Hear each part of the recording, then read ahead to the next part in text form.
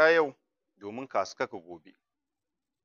To har yanzu muna ci gaba da magana akan sentence wato jumla a cikin Turanci, kuma idan ba a manta ba yayin da kake so ka isar da saƙonka da Turanci dole ne ya zamanto ka rubuta ko ka faɗi cikakkiyar jumla, ma'ana jumla mai ma'ana, magana mai cikakkiyar ma'ana.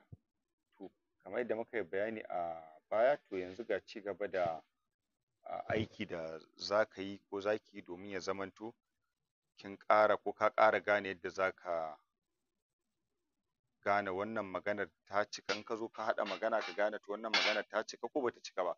In ta ba da cikakkiyar ma'ana ka tura ta, to saƙonka zai tafi cikakke.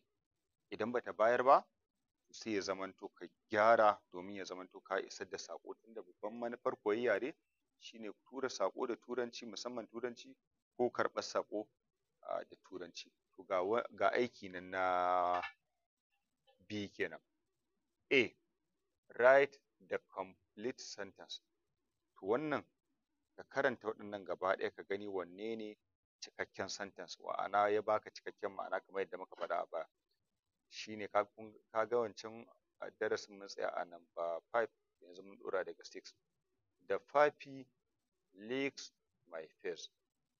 The puppy licks my face. 7. Mary likes the kittens. 8. A loud squeak. A loud squeak. 9. Inside the cage. Inside the cage. 10. Almu names the bird Bainu.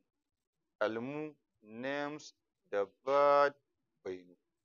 To yanzu kuma ga na B ɗin, shi kuma nan abin da nake so ka yi, add words, ka ƙara kalmomi a cikin waɗannan maganganun na ƙasa, a cikin wannan group ɗin kalmomin da ke ƙasa tun daga na 11 zuwa na 15. To make a sentence.